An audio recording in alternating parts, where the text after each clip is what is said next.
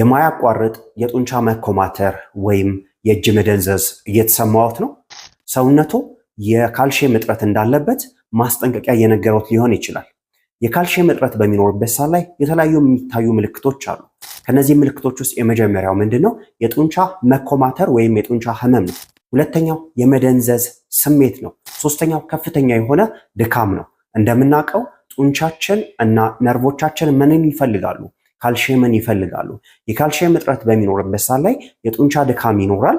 ይሄም ከፍተኛ የሆነ ድካም እንዲከሰት ያደርጋል ማለት ነው። አራተኛው ጥፍራችሁ እንዲሰባበር ያደርጋል። የካልሲየም እጥረት በተለይ ደግሞ ለረጅም ጊዜ የቆየ የካልሲየም እጥረት ካለባችሁ ማለት ነው። አምስተኛው የጥርሳችሁ ጤንነት ላይ ከፍተኛ ችግር ያስከትላል። እንደምናውቀው 99% ካልሲየም አጥንታችን ላይና ጥርሳችን ላይ ነው ያለው።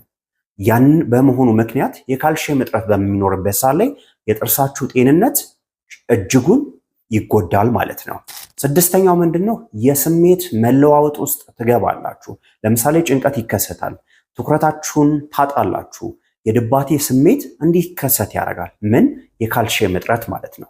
እነዚህ ከላይ የተጠቀሱት ምልክቶች ካለባችሁ በአፋጣኝ ወደ ጤና ተቋም ሄዳችሁ ሕክምና ማግኘት መቻል አለባችሁ። እንደዚህ አይነት የጤና መረጃ እንዲደርሳችሁ ቤተሰብ ይሁኑ።